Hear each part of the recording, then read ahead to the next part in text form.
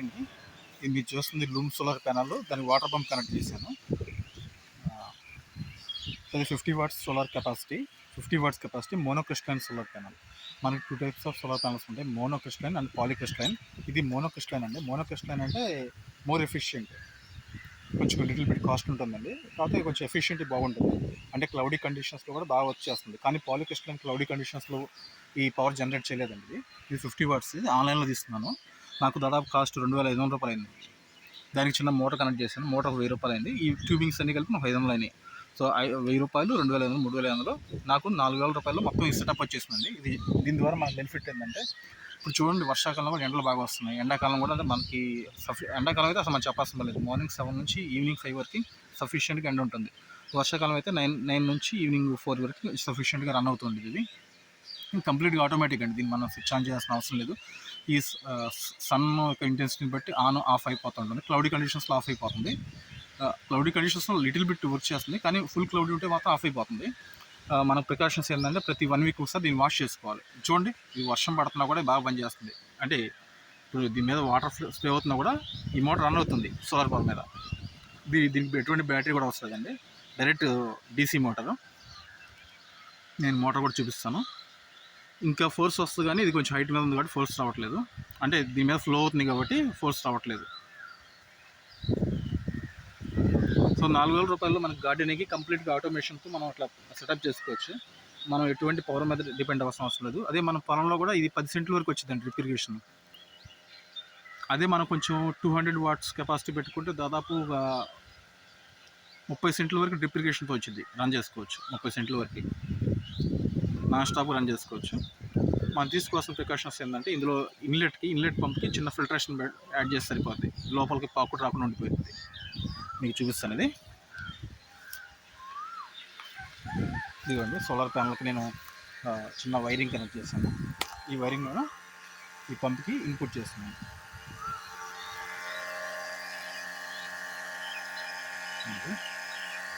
ఇది ఎఫ్టీది 1000 రూపాయలు పడుతుంది ఆన్లైన్లో. కానీ ఇది టెంపరీ అండి కొంచెం. ఎందుకంటే టెంపరీ ఏంటంటే, ఈ చెరువులో ఉన్న ఫంగస్ ఉండదు కదా, ఈ ఫంగస్ దీని ద్వారా వచ్చేసేసి ఇప్పుడు బ్లాక్ అయిపోతుంది. బ్లాక్ అవ్వకపోతే మాత్రం బాగుంటుంది. ఒకవేళ బ్లాక్ అయితే మాత్రం మనం హాట్ వాటర్తో దీన్ని వాష్ చేసుకోవాలి. ఫంగస్ డిజాల్వ్ అయిపోయి మన బయటకు వచ్చేస్తుంది. కొంచెం ఫిట్టింగ్స్ జాగ్రత్త చూసుకోవాలి హైట్ మీద. అదే ప్యారలల్గా ఉన్నప్పుడైతే ప్రాబ్లం లేదు, ప్లెజర్ వచ్చేస్తుంది. ఉంటాయి ఇది కొంచెం చూసుకోవాలంటే. ఇది వచ్చేసరికి లో దాదాపు 9 లీటర్స్ పర్ మినిట్ స్పీడ్ వస్తుంది. మామూలు టైంలో అయితే దాదాపు 5 to 6 లీటర్స్ స్పీడ్ వస్తుంది. ఇది మనం కంపల్సరీగా తీసుకోవాల్సిన ప్రికాషన్, దాని చెరువులో మనకి ఇన్లెట్ వేస్తాం కదా, దాన్ని ఫిల్టరేషన్ పెట్టుకోవాలి, చిన్న ఫిల్టర్ పెట్టుకోవాలి. ఫిల్టర్ అంటే మామూలుగా క్లాత్ పెట్టినా సరిపోతుంది. మనకి వల ఉంటుంది కదా, వల బాగా తక్కువ నేరో గేజ్ వల, దానికి సరిపోతుంది. ఇన్పుట్లు పెట్టిన సరిపోతుంది. సో పాండ్లోంచి మనకి వాటర్ వచ్చేస్తుంది. ఇదిగోండి, ఈ పంపుగా ఇన్లెట్కి నేను సోలార్ ప్యానల్ అవుట్పుట్ యాడ్ చేశాను. ప్లస్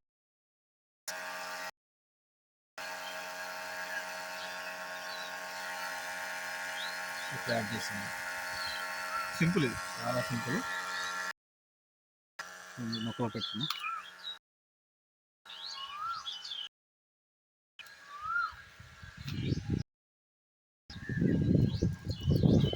మనం 1 వీక్ ఒకసారి క్లీన్ చేస్తే డస్ట్ ఎఫిషియన్సీ తగ్గిద్ది. ఈ క్లీన్ చేయడం వల్ల మనకి డస్ట్ అనేది పోతుంది, ఎఫిషియన్సీగా పనిచేస్తుంది బాగా.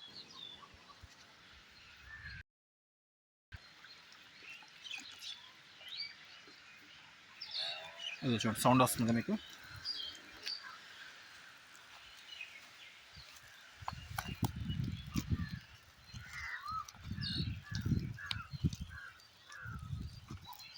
అక్కడ నుంచి ఇది వస్తుంది, సోలార్ ప్యానల్ నుంచి.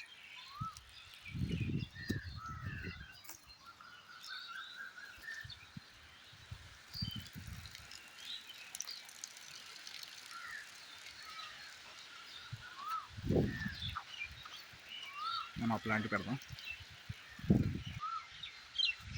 ఇదిగోండి, ఆ చెరువులోంచి మనకి చెరువు అక్కడ ఉంది కదా, దాదాపు ఒక 10 ఈ ఏరియా మనకి సరిపోద్ది. కనెక్ట్ చేసుకుంటే ఈ 3 సెంట్లకి సఫిషియెంట్గా సరిపోయింది. ఏరియాకి గార్డెన్కి 5 సెంట్లు కూడా సరిపోయింది. నేను మినిమం అయితే 3 సెంట్లు ఇస్తున్నాను. అది మనం 200 వాట్స్ పెట్టుకుంటే 30 సెంట్లు సరిపోయింది. పెట్టుకుంటే డైరెక్ట్గా డీసీ మోటార్ ఇది. దీనికి బ్యాటరీ కూడా సెటప్ అవసరం లేదు. కంటిన్యూస్గా వాటర్ వెళ్తూ ఉంటాయి.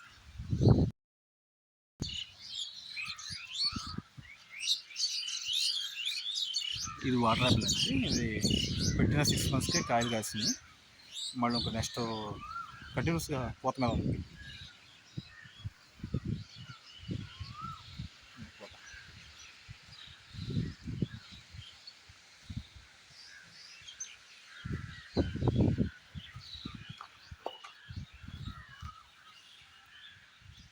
మనకు వాటర్ అనేది చాలా ఇంపార్టెంట్.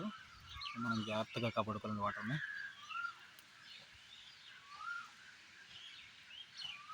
మొక్క మొదలుగా వాటర్ పెట్టకూడదండి, ఎందుకంటే వేరుకుళ్ళు వచ్చేస్తాయి. ఇక్కడ బ్యాక్టీరియా డెవలప్ అయిపోయి వేరుకుళ్ళు వస్తుంది. కొంచెం దూరం పెట్టుకోవాలి. పాదులు అట్లా చుట్టూ సర్కిల్ ప్రకారం చిన్న పాదులా చేసుకుంటే ఇంకా బెస్ట్.